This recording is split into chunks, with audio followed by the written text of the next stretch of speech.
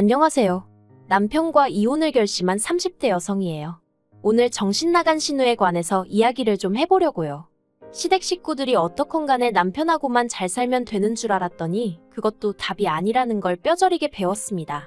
특히 남편에겐 저보다 1살 어린 여동생, 그러니까 신우가 있는데 이 신우가 진짜 개망나니가 따로 없네요. 진짜 남편 여동생이니 그나마 인간 대접해주고 대면하고 살았지. 남이었으면 상종도 안 했을 텐데요.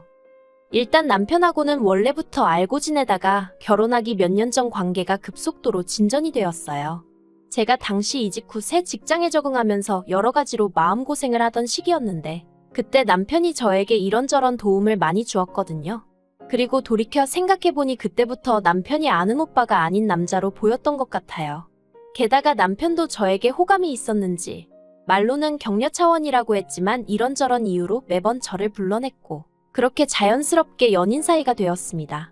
그리고 3년의 연애 끝에 결혼까지 하게 되었고요. 하지만 결혼할 때 아예 잡음이 없었던 건 아니에요.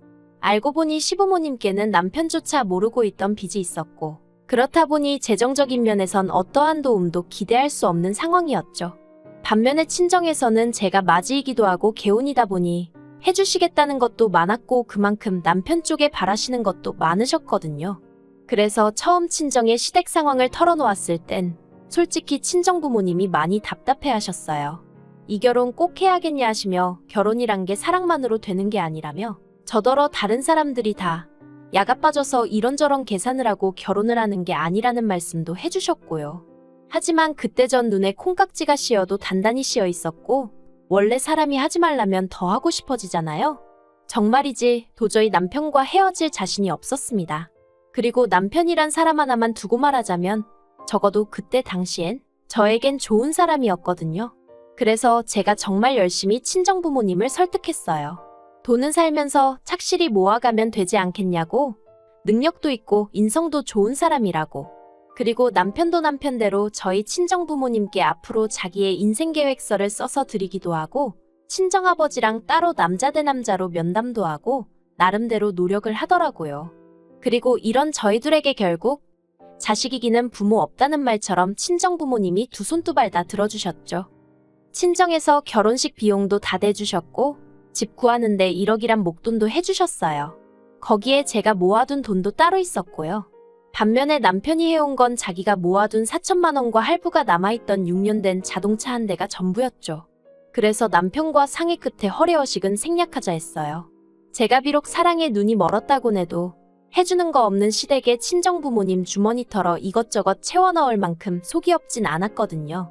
그런데 막상식을 올리고 나니까 어머님이 한 말씀 하시더라고요. 남들은 자식 키워 장가 보낼 때 고생했다고 가방 받고 돈 받고 심지어 당신 아는 집은 사돈 내서 차도 바꿔주더라는데 저희는 어째서 예단도 하나 안 보낼 수가 있느냐고요. 황당했죠. 그래도 다행히 남편이 먼저 나서서는 내가 해간 게 없는데 뭘 바라냐고 어머님한테 무안을 주대요. 그래서 저도 더는 그냥 말을 안 하긴 했는데 사실 결혼 전에는 제가 어머님 아버님 뵐 일이 몇 번이나 있었겠어요. 처음에 시댁에 인사드리러 갔을 때 한 번, 그리고 상견례 자리에서 한 번이 전부였거든요. 그리고 그땐 시부모님 두 분 다 워낙 말수가 없으시기도 했고 저도 저대로 긴장을 많이 했던 탓에 솔직히 어떤 분들인지 파악하기가 쉽지 않았죠. 그런데 막상식을 올리고 나서야 좀 뻔뻔하시단 생각이 들대요. 한편 저희가 결혼하고 몇 달 지나지 않아 어머님 생신이었는데 신우가 자기 애인이라며 남자를 한 명 데리고 왔어요.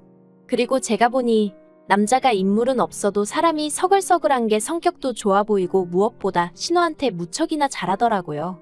뭐 2-3시간의 짧은 시간이었지만 행동 하나하나에 배려가 있었달까요? 그리고 이튿날 신우가 저에게 연락을 해와서는 어제 자기 남자친구가 어땠냐고 묻길래 느낀 그대로 얘기를 해줬네요. 참고로 이때는 저랑 신우의 사이가 그럭저럭 좋은 편이었습니다. 신우랑 제가 나이가 1살 차이가 나고 제가 엄연히 윗사람이긴 했지만 개월수로는 반년도 안 되는데 새언니 소리가 안 나온다고 징징거려서 제가 어른들 계실 때는 조심하고 아닐 때는 편할 대로 하라고 했더니 신우 말로는 제 성격이 너무 좋아 보여서 친하게 지내고 싶었다나요? 아무튼 저도 신우랑 날 세워서 좋을 게 뭐가 있겠나 싶어서 그럭저럭 우호적인 관계를 유지하고 있었죠. 하지만 신우가 저니까 하는 말이라면서 솔직히 결혼하기엔 너무 좋은 조건인데 얼굴만 보고 있으면 기분이 나쁘다는 거예요. 그래서 제가 그게 무슨 소리냐니까 남자 얼굴이 너무 못생겨서 가끔은 화도 난다나요? 황당했죠. 결혼 이야기가 오가는 상대의 외모를 그런 식으로 평가한다는 게. 듣다 못한 제가 신우더러 그러면 안 사랑하는 거 아니냐고 물었습니다. 사랑하지도 않는 사람하고 결혼을 왜 하려고 하냐고. 차라리 헤어지라고 했죠. 그랬더니 그렇게는 못한대요. 돈도 잘 벌고 자기 ATM이라나 뭐라나. 너무 충격적이었어요. 하지만 그렇다고 제가 신우한테 이러쿵저러쿵 말하기도 그렇고 그래서 사람들이 결혼할 때 사랑만 가지고는 안 된다고 하지만 그래도 사랑이 있어야 살 수 있는 것 같다고 애둘러 한마디 했거든요. 그런데 신우가 그냥 피식 콧방귀만 뀌고 말대요. 그리고 결국 그 둘은 그해 결혼을 했습니다. 남들이 부러워할 만한 결혼식이었고 남자 쪽에서 비용도 다 냈다고 들었어요. 그리고 결혼식장에서 화장실에 갔다가 우연히 어머님 지인분들이 저희 어머님은 제주도 좋다며 아들 딸 다 돈 한 푼 안 들이고 결혼시키는 거 보면 대단하다고 말씀하시는 걸 듣게 되었는데 기분이 썩 좋지는 않대요. 그런데 문제는 신우가 결혼 후에도 정신을 차리지 못하더라고요. 듣자 하니 심해부는 정말 신우뿐만이 아니라 저희 시부모님한테도 극진하게 잘했는데 신우가 심해부를 정말 남보다도 못하게 대했어요. 가족들 다 모인 자리에서 외모 가지고 비하를 하기도 하고 어떻게든 깔아뭉개려고 혈안이 된 사람 같더라니까요. 오죽하면 어머님도 신우한테 제발 작작 좀 하라고 한마디 하셨을 정도였죠. 하지만 정작 심해부는 늘 허허실실 웃으며 저 사람은 저런 성격이 매력이에요 하는데 아마 다들 말은 안 했어도 여러 의미로 대단하다 싶었을 거예요. 그런데 신우가 기어이 사고를 쳤습니다. 결혼하고 얼마 되지 않았을 때였는데 그날따라 신우가 쇼핑하고 싶다고 하도 노래를 해대서 같이 백화점에 가줬거든요. 심해부가 카드를 줬다며 가방을 사네 뭐를 사네 하는데 누가 신우한테 아는 체를 하는 거예요. 그러더니 신우도 이내 그쪽을 알아보고는 어머어머하더니 대학 동문이랍니다. 대학교 때 친하게 지내던 선배라나요. 그리곤 보아하니 둘이 커피라도 한잔하러 가고 싶었는지 콕 집어 뭐라고 말할 순 없지만 저에게 눈치를 주는 것 같더라고요. 그래서 제가 나는 볼 일이 생각났다고 먼저 가야 할 것 같다고 했어요. 그랬더니 아니나 다를까 신우가 기다렸다는 듯이 그러냐면서 얼른 가보라는데 좀 황당하기도 하고 저렇게 반갑나 싶기도 하고 아무튼 뒤에서 그 남자가 신우더러 아줌마 안 갔다느니 대학생 때 그대로라느니 헛소리를 해대는 게 귀에 쏙쏙 들어오대요. 그런데 그때 제가 자리를 비켜준 게 화근이었을까요? 그날 이후로 신우는 예전만큼 저한테 어디 가자 뭐 하자 하며 연락해오는 일이 없었고 저도 그 무렵 회사에서 승진을 하면서 맡은 업무가 늘어나 그런 신우의 변화에 신경 쓸 여유가 없었어요. 그리고 어떻게 보면 애시당초 신우와 올케가 친한 게 흔한 일도 아니었으니 신우의 그런 변화가 당연하단 생각도 들었고요. 하지만 실상은 그런 이유 때문이 아니었습니다. 알고 보니 신우가 계속해서 그 선배와 만남을 갖고 있었고 그래서 제가 굳이 필요치 않았던 거였죠. 신우의 위험한 불장난은 무려 1년 동안 계속되고 있었습니다. 그리고 제가 그 사실을 알게 된 건 정말 우연이었어요. 무슨 바람이 불었던 건지 그날따라 괜히 음식이 하고 싶어서는 아침부터 이것저것 뭘 많이 만들었거든요. 그런데 뭐에 홀린 듯이 음식을 하고 나서 보니까 저랑 남편 둘이 먹기엔 양이 너무 많더라고요. 그래서 어차피 시댁이나 신우네나 저희 집에서 그다지 멀지 않으니 조금씩 가져다 줘야겠다 싶었죠. 그리고 먼저 시댁에 전화를 거니 당연히 어머님 아버님은 좋다 하시대요. 하지만 신우는 전화를 몇 번을 했는데도 통 받지를 않는 거예요. 이미 가지고는 나왔는데. 그래서 그냥 현관 앞에 두고 가면 가지고 들어가겠지 싶어 신우네로 향했습니다. 이내 신우네 도착을 했는데 현관이 조금 열려 있더라고요. 보니까 얼마나 서둘러서 집에 들어갔는지 현관문에 신발이 껴서 문이 제대로 닫히지 않았던 거죠. 어이도 없고 요즘 세상이 어떤 세상인데 싶어서 신우 이름을 부르며 집 안으로 들어갔어요. 그런데 갑자기 우당탕 후다닥 소리가 나더니 신우가 어어하고 나오는데 흐트러진 그 꼴이 말이 아니더라고요. 그리고 신우 뒤에서 어떤 남자가 손살같이 튀어나와 저를 밀치고 현관 밖으로 뛰어나가는 거예요. 누구지? 어디서 봤던 사람인데 싶으면서도 신우한테 일단은 괜찮냐고 물었어요. 그러자 신우가 대답은 안 하고 저를 잡아 끌더니 지금 본 거 절대로 아무한테도 말하면 안 된답니다. 그리고 그제서야 저도 상황 파악이 좀 되더라고요. 그래서 제가 신우더러 이게 지금 무슨 경우냐고 한마디 했어요. 심해부는 어디 간 거고 아까 그건 누구고 그러자 신우가 구구절절 설명을 하려길래 제가 됐다고 설명하지 말라고 했어요. 그리곤 그냥 한마디 했습니다.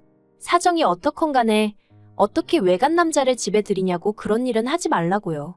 그리고는 신우한테 윗사람으로 그리고 친구로 한마디 더 하는데 정리하라고 했네요. 심해부 알기 전에 깔끔하게 정리하라고요. 이러다 심해부한테 걸리면 그 뒷감당을 어떻게 하려고 그러냐 했죠.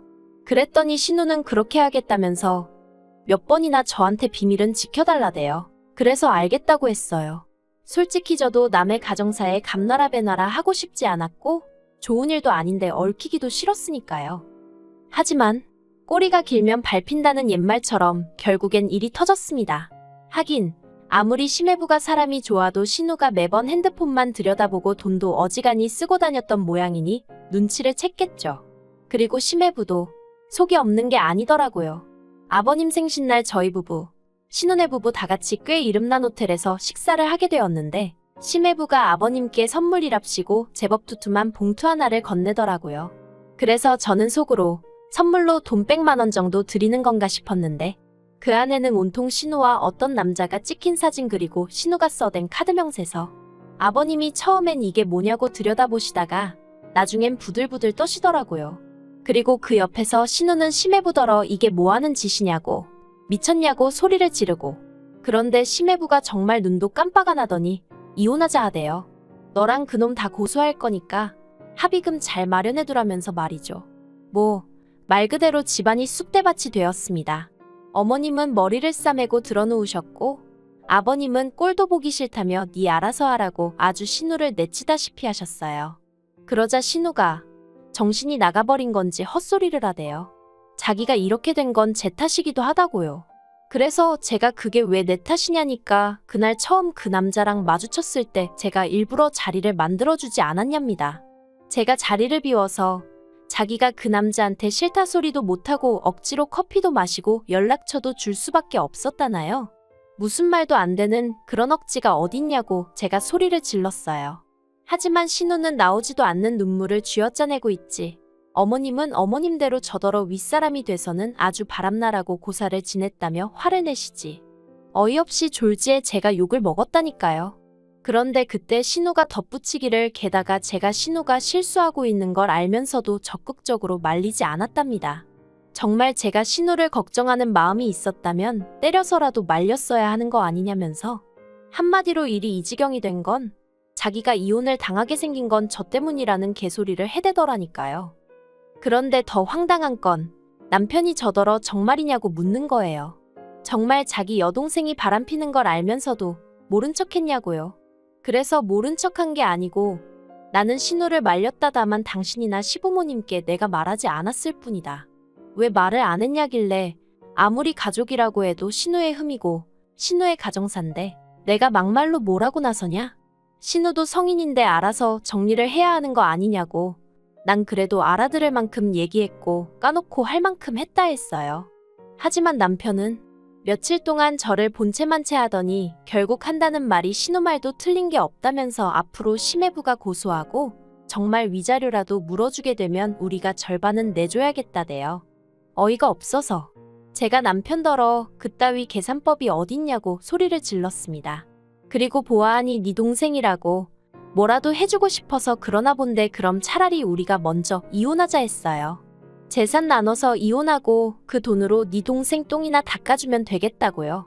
그랬더니 남편이 저더러 말 그따위로 하지 말라면서 소리를 지르는데 제가 너나 말 똑바로 하라고 받아쳤죠. 지 동생 잘못을 어디 나한테 덤태기를 씌우려고 하는 건지 정말 다들 미쳤다 싶더라니까요. 그런데 며칠 지나서 제가 남편한테 협의 이혼하자고 다시 얘기를 꺼냈더니 한다는 말이 자긴 이혼하기 싫답니다. 그러면서 신우도 이혼당하게 생겼는데 우리까지 시부모님 속을 썩여야겠냐면서 그리고는 그냥 저더러 어차피 한 가족이지 않냐면서 다 같이 힘을 합쳐 신우를 도와주자고 그러는데 미쳐도 단단히 미쳤구나 싶대요. 그래서 남편더러 피를 나눈 사람들끼리나 열심히 힘을 합치시라고 나는 이 똥물에서 발 빼야겠다 했죠. 그리고 바로 이튿날 변호사 만났고 결국 이혼 소송하기로 했어요. 진짜 지금도 이걸 쓰는데 분하고 열통이 터져서 손이 부들부들 떨린다니까요. 하긴 제 잘못이 맞긴 해요.